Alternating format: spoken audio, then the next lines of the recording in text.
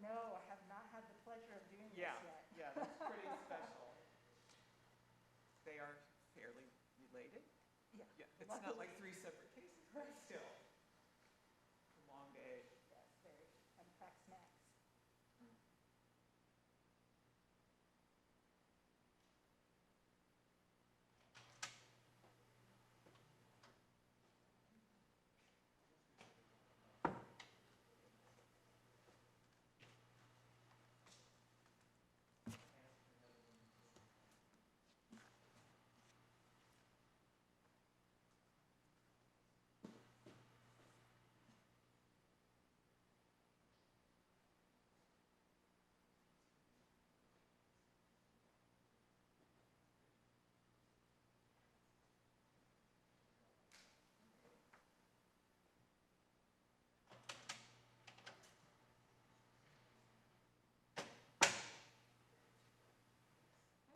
We'll be getting started in about 2 minutes.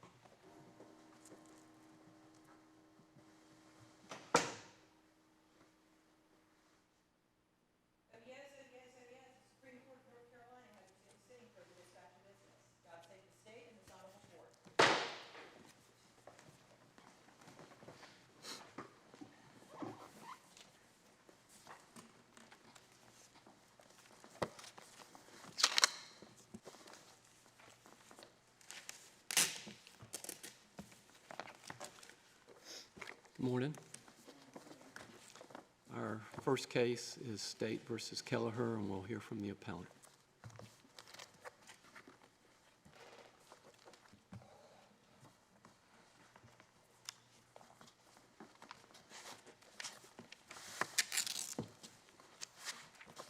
Good morning, Your Honors. May it please the Court, my name is Kimberly Callahan. I'm a Special Deputy Attorney General with the Department of Justice, and I represent the state in this matter.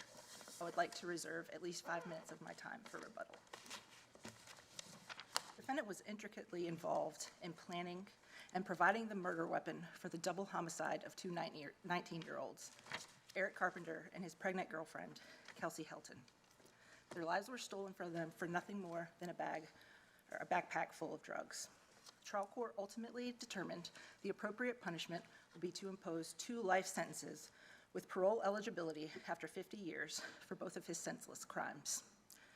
On appeal, the Court of Appeals erred as a matter of law by invalidating these sentences as unconstitutional. The decision below is premised on the faulty application of prevailing Eighth Amendment jurisprudence from the Supreme Court of the United States.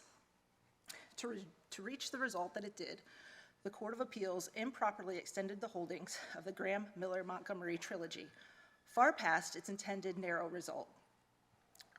intended scope, and essentially adopted a blanket rule that a juvenile who commits multiple murders can receive no more than 25 years imprisonment prior to parole eligibility if they are found to be redeemable. That is to say, the trial court has no sentencing discretion in making those determinations, and that only concurrent sentences are permissible without regard to the number of offenses committed or the circumstances of those offenses. Would such a ruling strike down the current sentencing options that a trial court has to actually render a sentence of life without parole?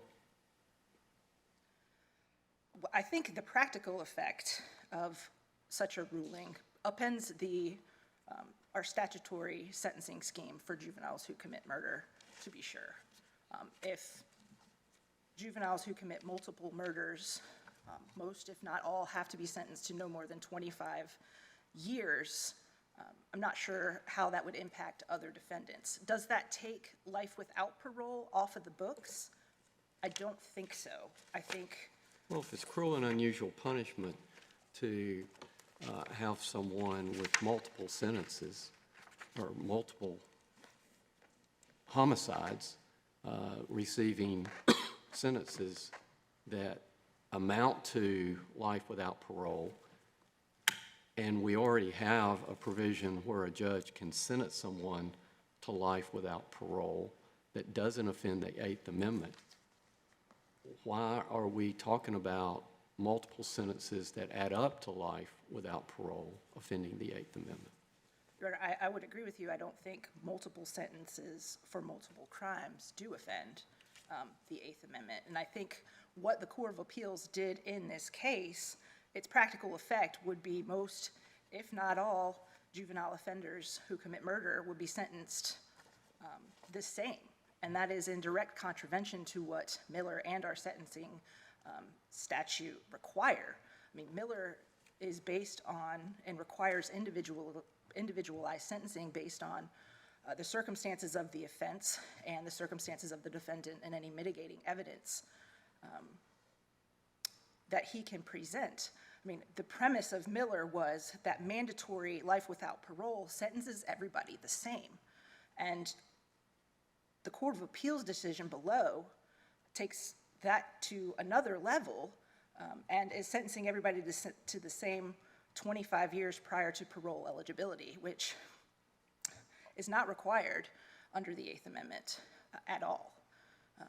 There are, in its most recent decision in Jones versus Mississippi, the United States Supreme Court reiterated that a state's sentencing, discretionary sentencing statutes that take youth into consideration are all that is constitutionally necessary and is constitutionally sufficient. And the defendant in this case got the benefit of individualized sentencing here, and thus his consecutive life sentences with parole after 50 years are constitutionally permitted under the Eighth Amendment. Now, there are a number of statements in the decision below that misconstrue the holdings. Ms. Kelliher, is it fair to say that the real difference between the position that you are espousing and the position that your colleagues are espousing is whether you determine the applicability of whatever rule was announced in Miller on an offense-by-offense basis as compared to a defendant-by-defendant basis? I'm not sure Well, it seems to me your argument, if I'm understanding it correctly, is that as long as no individual sentence that a defendant receives is life without parole, that's the end of the inquiry. That seems to be the bottom line of what you're saying. If that's wrong, tell me, but that's what I'm getting out of your argument when I read your brief. Well, the bottom line is that each case has to be judged on its own merits. That's what Miller requires. Right, but at least if I'm understanding your argument, if you've got a person convicted of potentially, let's say, 4 murders, and gets 4 consecutive sentences, each of life with parole sentences. Right.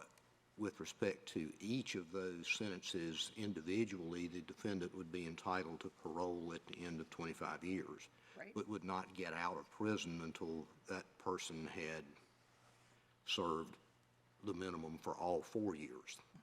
That, to me, is looking at the inquiry on an offense-by-offense basis. Is that what you're saying we should do?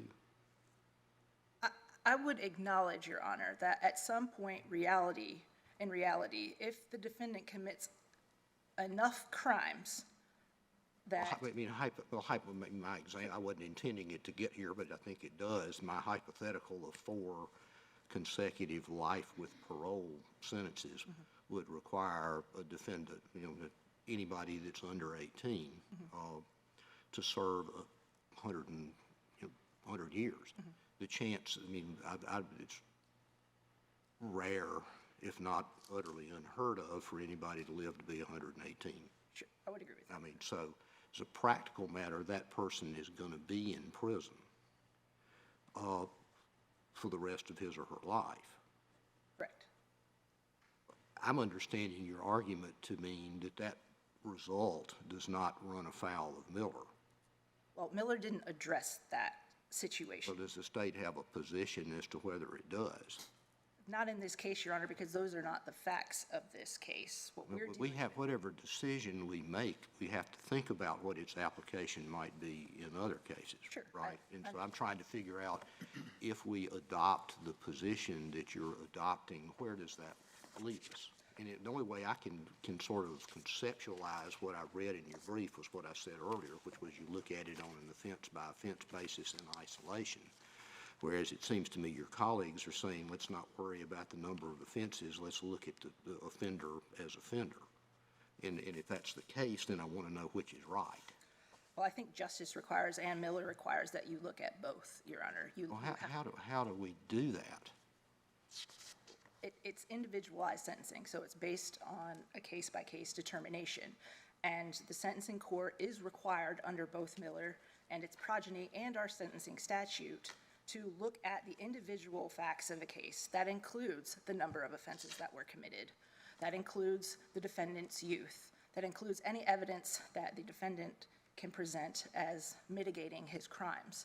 And then based on all of those factors, the trial court determines what sentence is appropriate. Right. And under our statutory scheme, consecutive sentences are permissible for multiple crimes. Right. And I acknowledge, Your Honor, that at some point in reality, that they could have a number of crimes that stack up and keep them in jail past, their life expectancy. But that's based on your hypothetical of killing 4 different people. Right. And so the trial court in that situation would have to take those circumstances into account.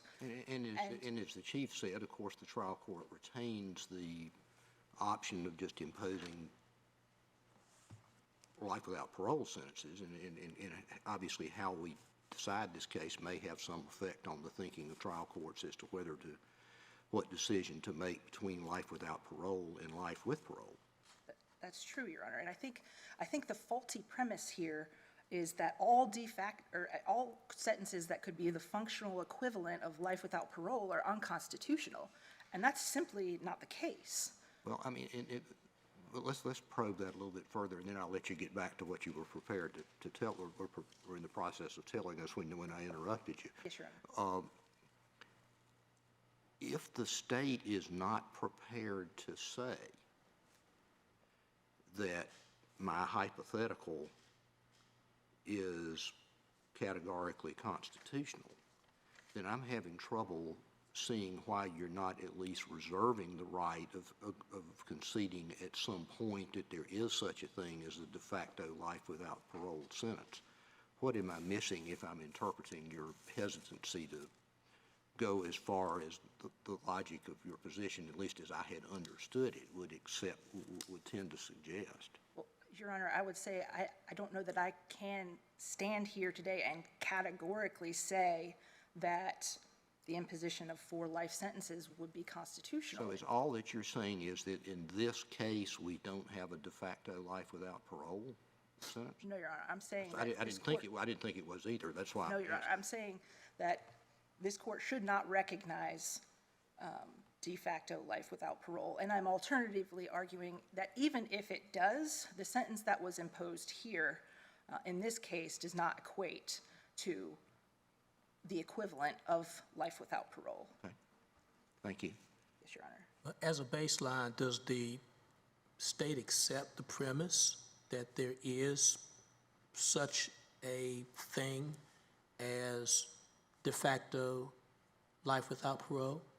Well, I certainly would accept the premise that when you have multiple crimes and you are sentenced for multiple crimes, that when those sentences are run consecutively, it certainly can equate to functional life without parole. But the question is, in that individual case, is that constitutionally permissible? And that would be based on the circumstances of that particular defendant and the nature and number of crimes that he has committed. So I'm acknowledging that certainly there could be consecutive sentences that equate to essentially a life without parole. I am not going to acknowledge that that would be categorically constitutional or unconstitutional because it's, each case has to be judged on its merits. That's what Miller requires, is individualized sentencing, and that's what the defendant got the benefit of here. And with your caution of the choice of words that you select is admirable, would you be willing to go so far as to say that there is such a thing with these words, that there is such a thing as life, de facto life without parole? I guess yes, based on what I just said. Well, I'm not trying to trick you. Right. But that's been the verbiage that's been used. Correct, Your Honor. And again, I wanted to establish as a baseline whether or not the state even accepted it as a premise. Sure. De facto life without parole, the functional equivalent of life without parole, yes, I do acknowledge that in reality, consecutive sentences for multiple crimes could end up in that category.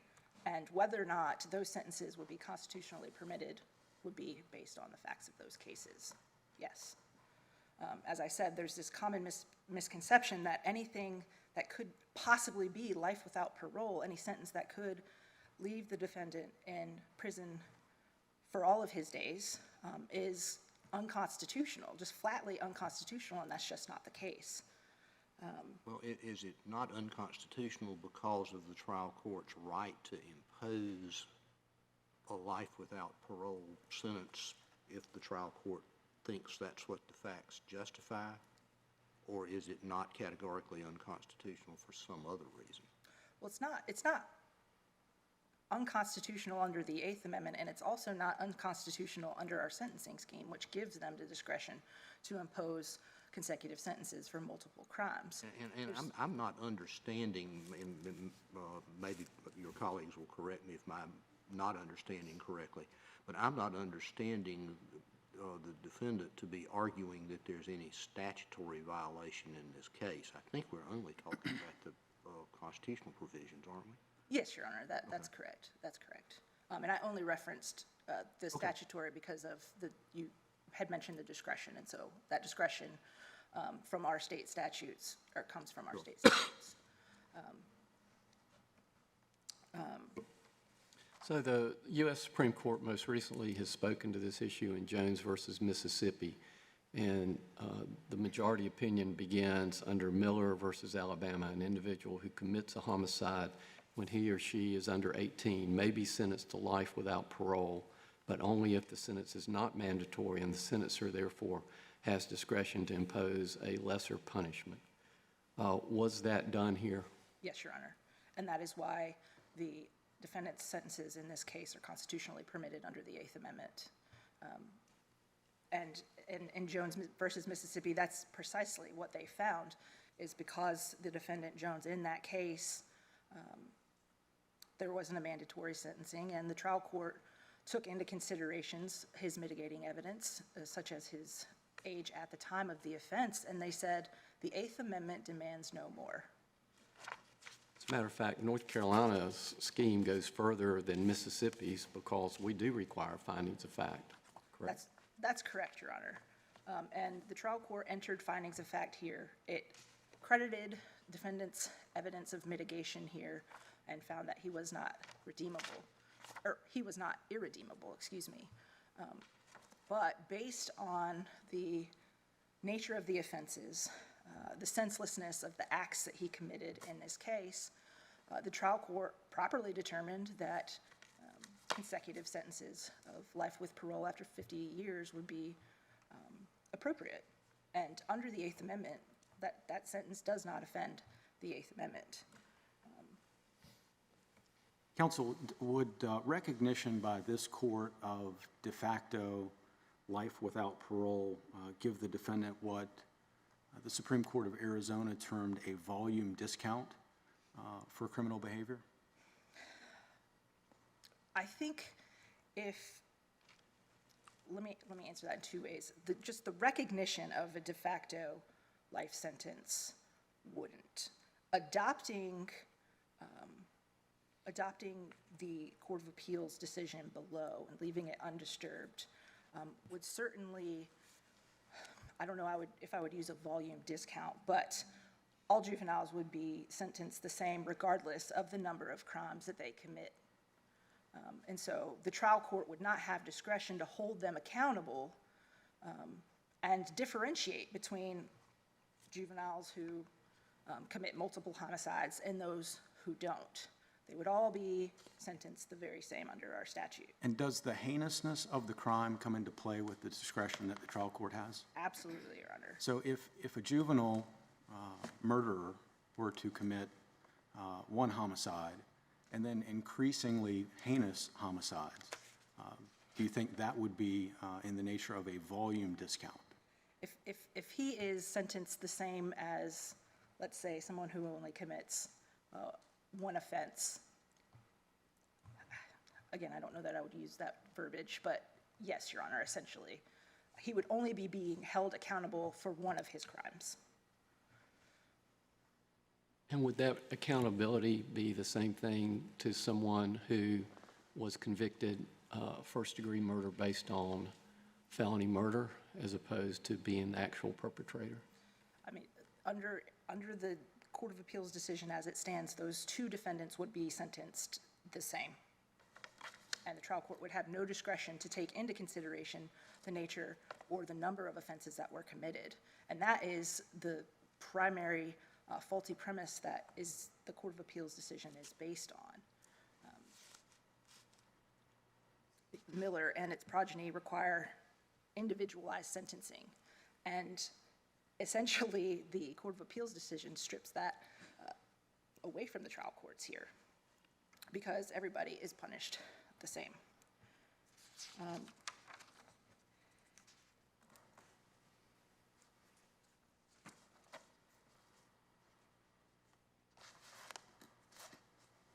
I'd like to briefly turn to the Miller Fix-It statute.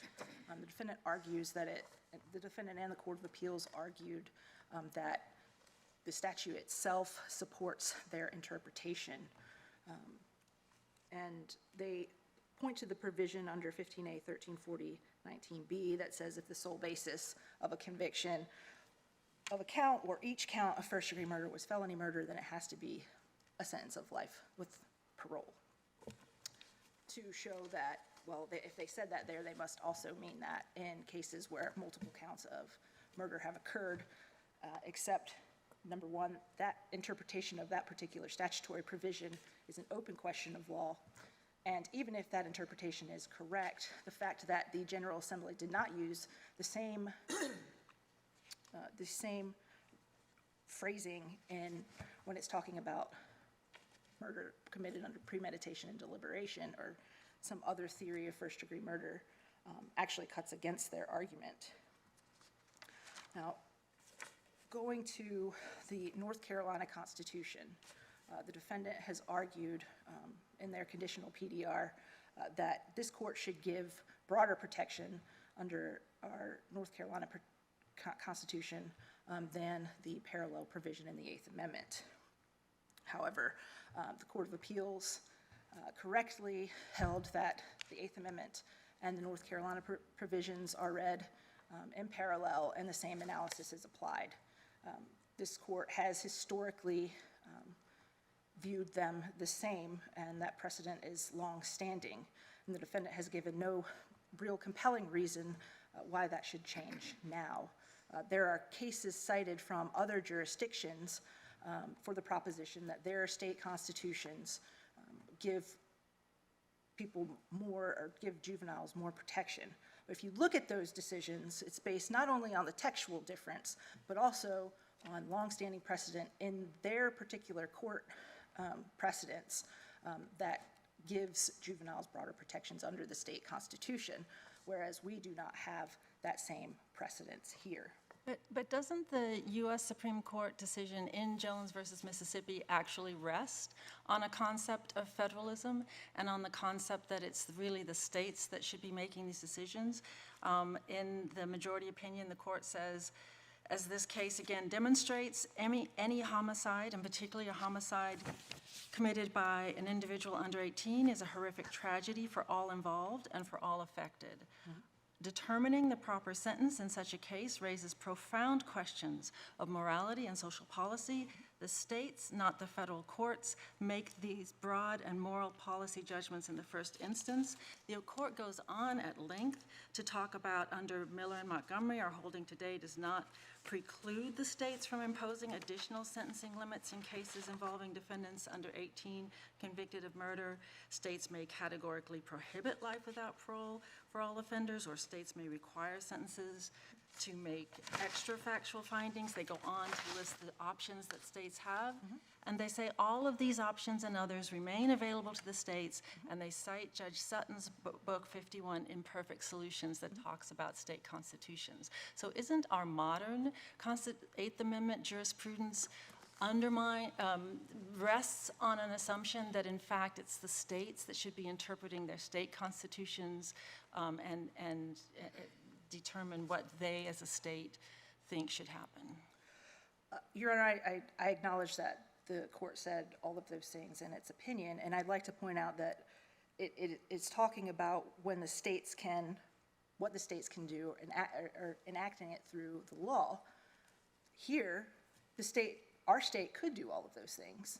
The state's position is that because there's no Eighth Amendment violation here, based on Supreme Court precedent, that those decisions are for the legislature. Well, except that we do have a constitutional provision in our state constitution that prohibits cruel and unusual punishment. That's correct, Your Honor. And we have a tradition in this state of caring about our youth. We have a state constitutional provision that says there's a sound, this court has interpreted to provide a sound basic education.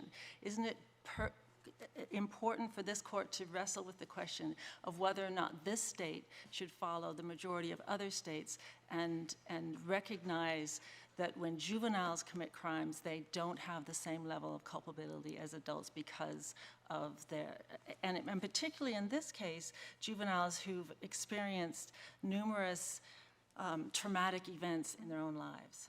Yes, Your Honor, I will admit that these are questions that the court has to wrestle with. But Miller has already taken into consideration the fact that children cannot be sentenced the same as adults, that they are more vulnerable to peer pressure, that they are less culpable. All of that has already been taken into consideration in Miller and our sentencing statute. And that is why the trial court has this discretion to determine what sentences are appropriate based on the specific offender and the offenses that he has committed. And so this court has longstanding precedent that even in juvenile cases, that the Eighth Amendment and the North Carolina constitutional provisions are applied the same. Your Honor, I'm into my rebuttal time, but I'll be happy to answer any follow-up questions that you have. I'll save the rest of my time for rebuttal, Your Honor. Thank you, counsel. We'll hear from the appellee.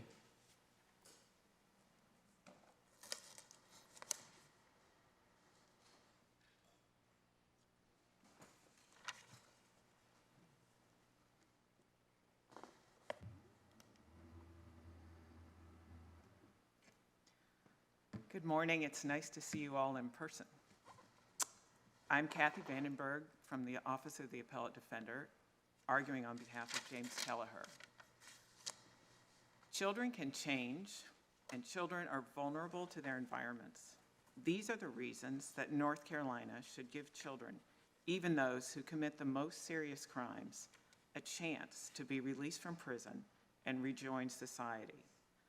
I'm asking today that you give James Kelliher a chance at release after he has served 25 years. This court has the power to give hope to people who committed crimes as children and the responsibility to ensure that North Carolina's justice system is fair. I want to address three things in my time this morning. First of all, the effect of Jones versus Mississippi. Second, the use of consecutive sentences. And third, the remedy. The Eighth Amendment is substantive. It doesn't just guarantee a hearing where your punishment is discussed. It guarantees freedom from cruel punishment. The only logical way to read Jones versus Mississippi is that there is a substantive legal determination, redeemability, that must be made in juvenile homicide cases, and that the states can decide how they're going to make that decision. Jones focuses on this last procedural question, but it still upholds the substantive Eighth Amendment right. Jones says Miller and Montgomery are undisturbed. At Headnote 10 in Jones, it says the purpose of this hearing is to separate the juveniles who may be sentenced to life without parole and those who may not. This is the ultimate legal test under the Eighth Amendment and under Miller that is substantive. In footnote 2 of Jones, the court quotes Montgomery saying there is a constitutional distinction between juveniles who can get life without parole and those who can't. And it quotes Montgomery's conclusions. States are not free to sentence a child whose crime reflects transient immaturity to life without parole because it is disproportionate under the Eighth Amendment. So the idea that Jones is merely erasing all the guarantees that came through Graham and Miller and Montgomery is just incorrect. Jones talks only about procedural requirements and says that each state can make its own decision. In James Kelliher's case, the determination of redeemability has already been made, and he is therefore entitled to a chance at reintegration. And I guess, Ms.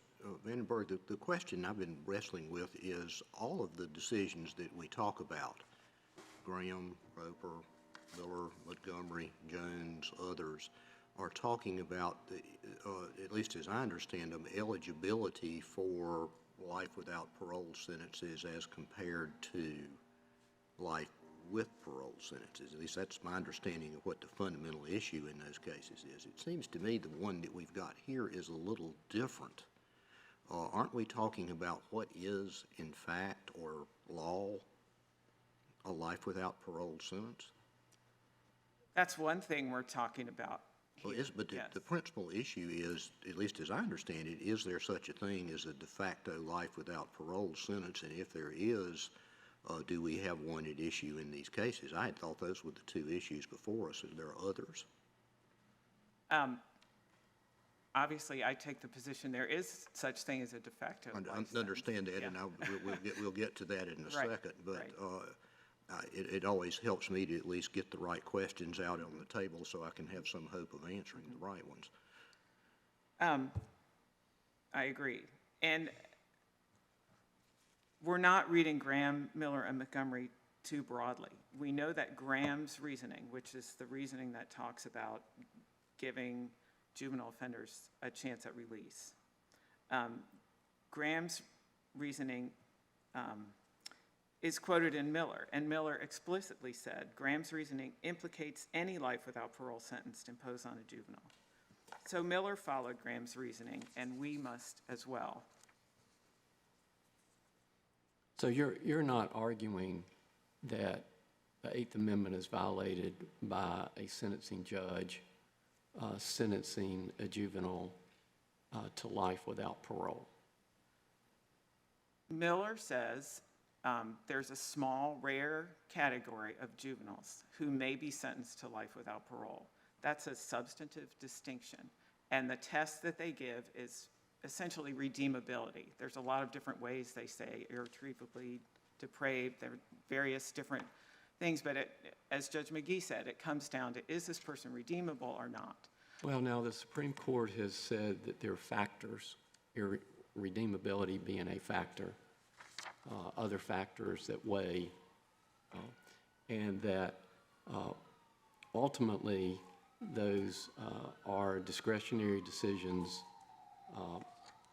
within the judge's exercise of her discretion. Do you disagree with that? I do disagree with that. I think redeemability, the way I'm using it, is the judgment that is made considering the child, the circumstances of the offense, the circumstances the child was living in, all of those things together. That is the point of the hearing that separates those who can get juvenile life without parole and those who can't. It has no limit on the number of crimes or the facts of the crimes. Those things are considered as part of this determination. So the Supreme Court has compared this to a court weighing mitigating factors. Do you agree with that? I do not agree that it's just a weighing. I believe that weighing is pure discretion, and what the Supreme Court says is redeemability is the ultimate conclusion. I'm not sure I'm answering your question.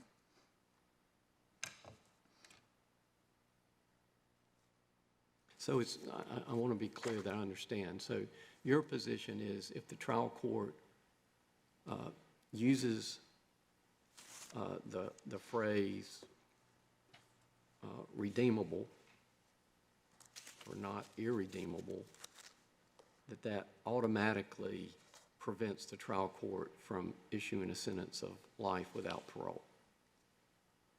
Yes, I wouldn't, narrow it to that phrase, but that concept, however you want to name it. That is what Miller says. That's not what I'm saying. Miller says there is a rare exception. Otherwise, life without parole for children is categorically banned, except for the few who are in that rare exception who are not redeemable. Those are the words of Miller. And Jones said Miller is undisturbed. I may be being confused, Ms. Vandenberg, and I hope if I am, you can correct me or Ms. Kelliher can on rebuttal, but it's, as I think I've said a couple of times, it seems to me we don't have here the question of whether, at least as a matter of the imposition of sentence, a choice between whether the defendant ought to be sentenced to life with or without parole. The trial court sentenced the defendant to life with parole for murder and for in this case, a lengthy term of years for another offense. So, my understanding had been we were really talking about not whether the trial court had the right, even under this set of facts, to sentence the defendant to life without parole, life with or without parole. The trial court made a decision. My understanding of what we were talking about is once that decision is made, what's the effect of it and what are the limitations on it? I would agree with that. Am I wrong or right? Yeah, I would agree with that. And what Graham says about the limitations is if you're not the irredeemable child, then you have a chance at reintegration into society. And then the question is, when is the cutoff for that? To go back to the question I said we didn't have before us for just a second, would a trial court, under your interpretation of Miller and related cases, have the right to take into consideration the number and severity of multiple offenses that a defendant might have committed in determining whether to sentence the defendant to life with or without parole? Yes, sure. That's the part of the package that you're deciding as a trial court when you're deciding what the sentence is. The child, the nature of the offense or offenses, all of them together, of course that's part of the decision. And in these cases, that decision was already made because the trial court found, in James's case, he's neither irredeemable nor incorrigible. And at that point, we move to the other category. And then the question is, what is a life without parole sentence. And Graham and the other cases talk about a chance at reintegration.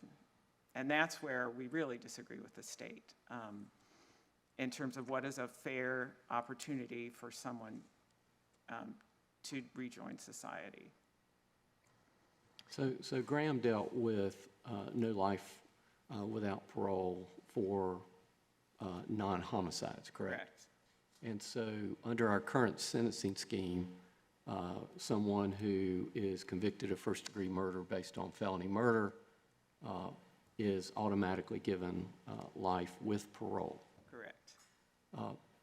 The case before us is not a non-homicide, in other words, a felony murder or something else, but a homicide itself, Yes. a multiple homicide, at least based on what the trial court found. So how is it that life with parole for non-homicide, and then you look at the gravity of the offense, homicide, and then you look at the further gravity, multiple homicide, why should we restrict the trial court in its ability to give consecutive sentences based on the number and gravity of the offenses? Well, because of the Constitution and this limited category. James Kelliher is already found redeemable based on all of the crimes, which were all in one incident. And by the way, he wasn't the shooter in this case. Well, that's your argument, but Well, the that was trial court appeared to find otherwise. The trial court did not find otherwise. I disagree with that. The state took the position that James Kelliher was not the shooter and put him on the stand and had him say that. And then the district attorney signed an affidavit saying, I believe he was telling the truth. So that ship has sailed, in this case at least. Now, there may be cases where someone commits 3 premeditated murders, and the court, in its discretion, the trial court, can still find this person is irredeemable, or they can find they're redeemable based on all the circumstances. So this was a plea, as I recall. Correct. And did the plea specify that this was a felony murder, first degree?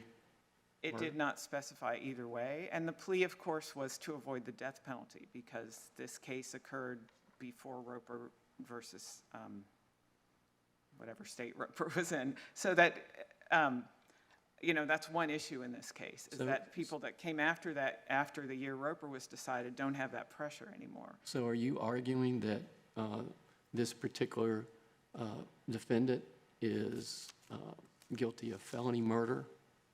I'm not arguing that. I'm telling you what the facts of the offense were that Is that came part out of your at the- argument to the court, that this defendant needs to be categorized as a felony murder defendant as opposed to a first-degree premeditated? No, that's not part of my argument to the court. My argument to the court is that the trial court has already found he is redeemable, and therefore, under the Eighth Amendment, he gets a chance at release. Does it matter from a sentencing standpoint if the defendant is guilty of felony murder as opposed to being the perpetrator who pulled the trigger? Well, under our statute, it does. Our statute says felony murder, you can't get, even if you have multiple felony murders, you can only get life with parole. One sentence of that. Maybe this is a good time to talk about the question of the value of the victims' lives. Of course, the victims' lives should be valued. Victims' families should get attention and services to help them with these devastating losses. But the premise of the state's argument that an offender can only be accountable for one crime at a time and that each crime must be punished separately is a false one, especially when the offender is a child. We shouldn't make important moral decisions based on an algebra equation. James's life also has value because he's a human being, and his punishment should account for the fact that he committed these offenses as a child. Graham talked about how the standard justifications for punishment are lessened in children. Graham says retribution is lessened because children are less blameworthy, they're vulnerable to their environments, They're not fully formed. They don't think through consequences. Most of them, including James, came from difficult circumstances. The need for some retribution does not allow excessive, cruel sentences for offenders who are children. James is being held accountable for his actions by serving at least 25 years in prison, a very severe sentence for a teenager. For a person who can show he has changed, missing 25 years of his life at the minimum should be enough.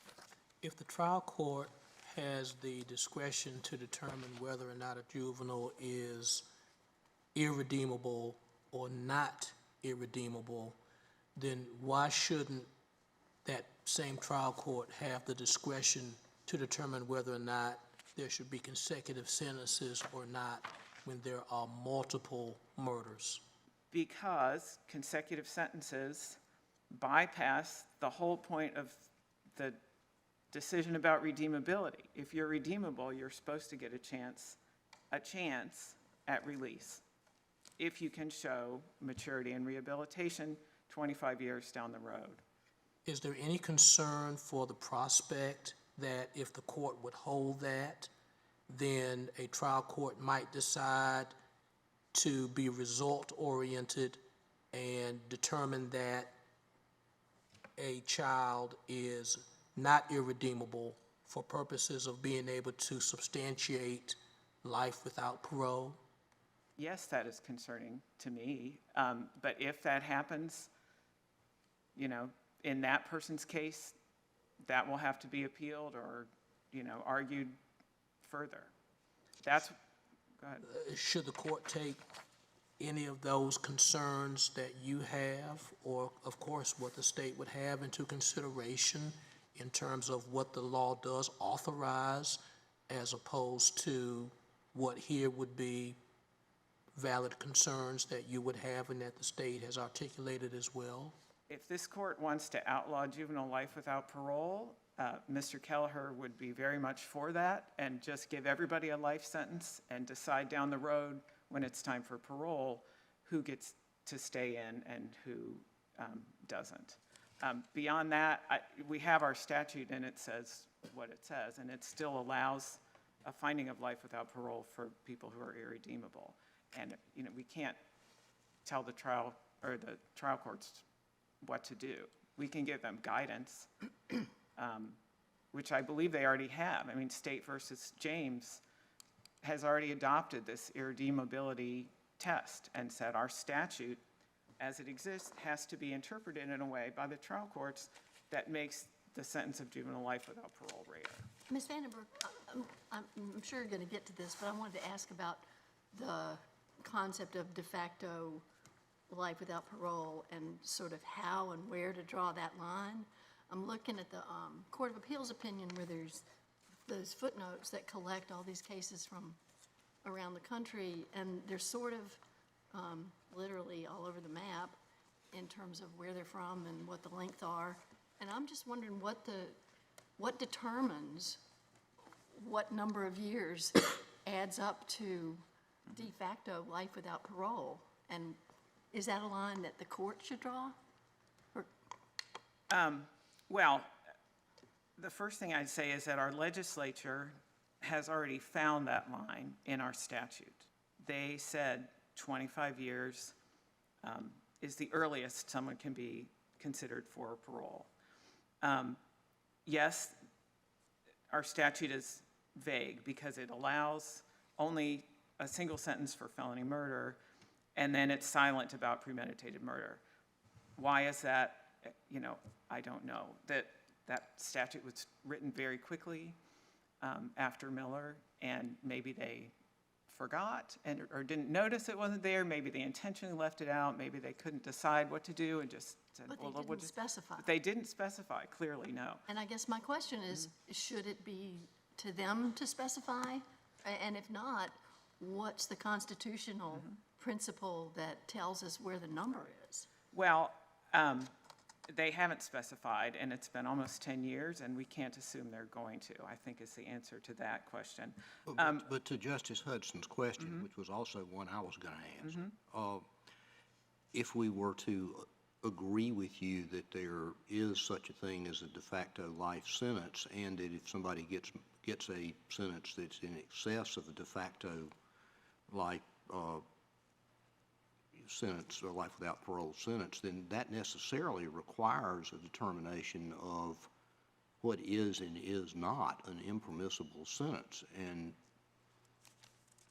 you look at the cases we've got so far before us today, and we've got one that says a 50-year parole eligibility is one. You've got two more that say longer periods of time are not. Why is this court equipped to make a determination of what length of time constitutes a de facto life without parole sentence? How do we go about doing it? And given that we don't have any legislative guidance as to what such a sentence would be, how would we go about making such a determination? Right. Well, obviously, it's not an easy determination. Well, I think Judge McGee said there were some practical consequences, practical problems with it, but if we do what you're asking us to do, we have to confront those practical problems. So let's do that. Right, So, and that I contend is your responsibility. You 7 are people you- on are you- behalf of are- North are you- Carolina. Are you going to give us any help? Yes, I am. I mean, I think one way to look at it is to work backwards, right? What we're supposed to reach as a result is what is the right time in life to release a child offender or give the child offender the chance at release. Let's be clear, they all have life sentences. And none of them may get parole. None of them may get parole. None of them have yet, I can tell you.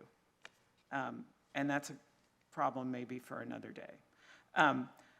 But what is the right time in life to allow a child offender to reintegrate? They have to have some time to recover from having been in prison since they were 16 or 17 years old, to learn what life is about after having not lived in society since they were in their parents' house or on the street, to find a job, to build a career, to develop a support network, to have relationships outside of prison. If you think about in your own common sense and life experience, how old should a person be starting out in life so that they have a reasonable chance of meeting the goals outlined in Graham and Miller and Montgomery? Some of the words that the cases use are reintegration, reentry, fulfillment, participation, restoration, reconciliation. Those are the goals we're trying to reach for all children who are redeemable, which should be all but the very few who are not. So the legislature came up with 25 years, which puts someone at the earliest opportunity in their mid-40s, say. That's what they concluded.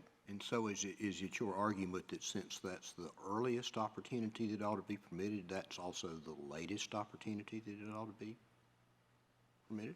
Well, one reason to make it the earliest is that you're setting a blanket rule, and I would hope you want to capture. But if we were to adopt that as a constitutional rule, then the General Assembly wouldn't have any authority to do differently, would it?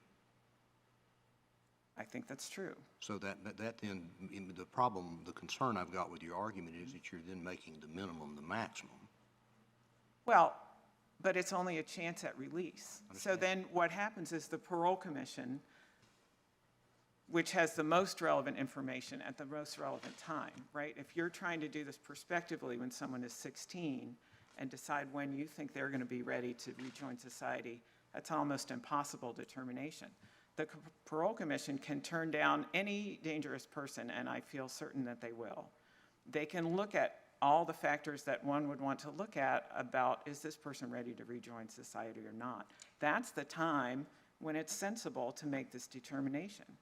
And so you're not giving everyone the same sentence. You're giving everyone a fair chance. And then you're giving people who are 16 and 17 some hope and some motivation to do something with their lives and maybe be able to rejoin society. What role, if any, do the life expectancy tables play, or should they play, in terms of a determination of a potential quantification of a de facto life sentence. Right. Some of the cases talk about life expectancy being problematic because there are different life expectancies for different people, and then you end up, do you calculate each person's exact life expectancy? Obviously, that's problematic. But I think you have to take in realistic data. And in the briefing, there is data about people who have spent their lives in prison having much shorter life expectancies. There's data about Black people having shorter life expectancies. And certainly taking the state's position that after 50 years, that's plenty of life remaining, is the wrong take. I mean, if that's the average time that people live to, half of the people aren't going to live to that time. And I would say for our clients,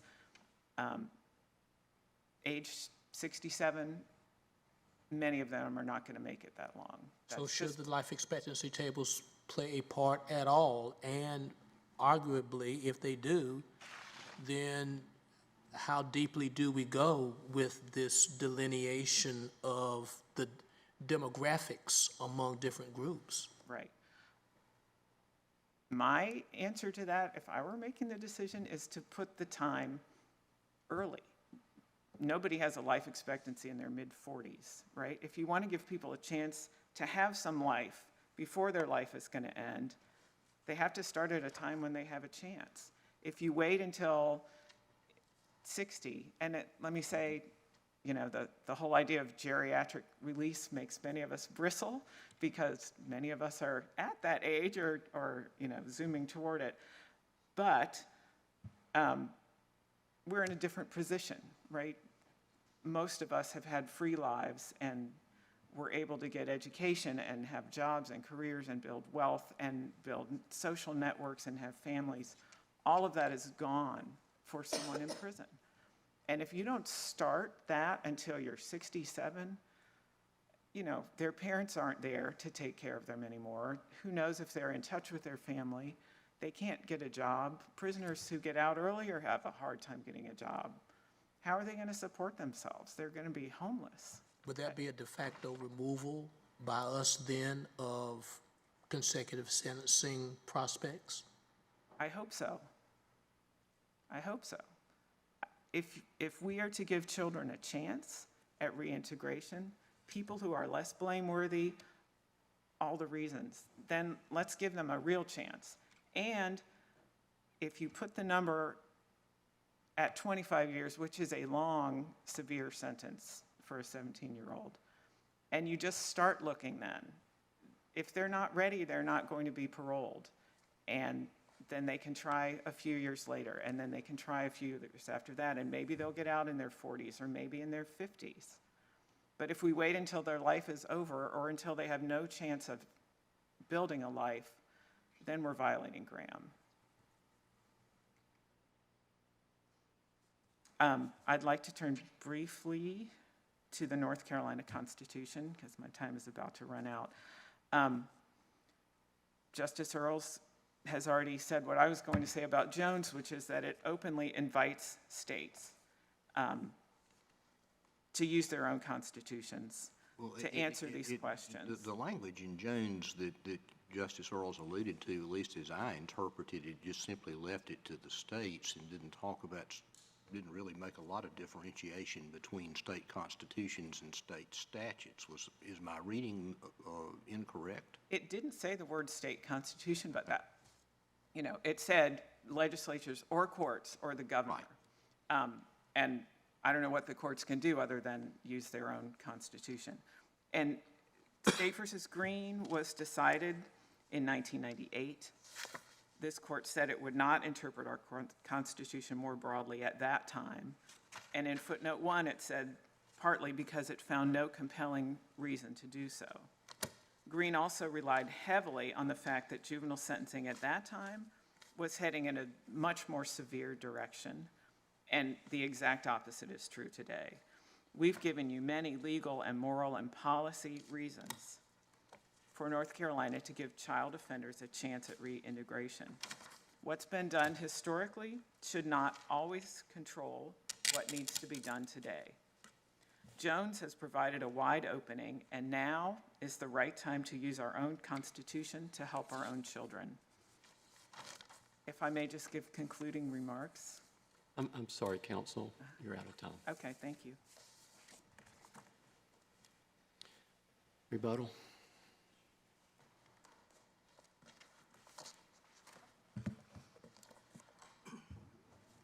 First, Your Honors, I would like to make it clear that this is not a felony murder case. Both parties down below at the resentencing hearing stipulated that this was a murder based on premeditation and deliberation. The defendant in this case helped another person plan the robbery. He provided the murder weapon and then helped carry out the acts in this case. After Montgomery came out, there was a common misconception that there was that the test for life without parole is this concept of redeemability. But that is simply not the case, and Jones speaks directly to that assertion and rejects it. Life without parole has never been categorically barred for any type of juvenile or class of juvenile defendants. Miller and its progeny simply require discretionary sentencing statute that takes into account youth and its attendant circumstances. Jones specifically held that there was no eligibility criterion prior to imposing life without parole.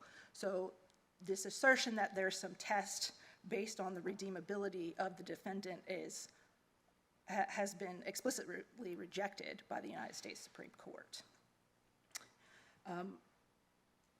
There is no constitutional guidance for where to draw the line for what has been characterized as a de facto life without parole sentences here, and the court shouldn't arbitrarily pick.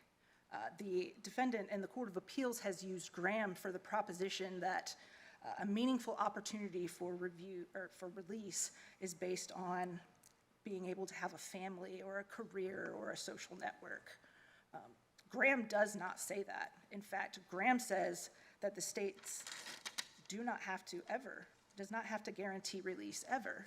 What Graham provided was that the states, for non-homicide offenders, cannot impose life without parole and make the determination at the outset that he will never be let out of prison. But Graham doesn't have any application here because it repeatedly distinguished between non-homicides and homicides. The defendant here doesn't have the lessened culpability or the twice lessened culpability of a non-homicide juvenile offender. And so that, while Graham's reasoning about youth being taken into consideration during juvenile sentencing practices is certainly applicable here, the holding in that opinion doesn't lend support to the decision in this case.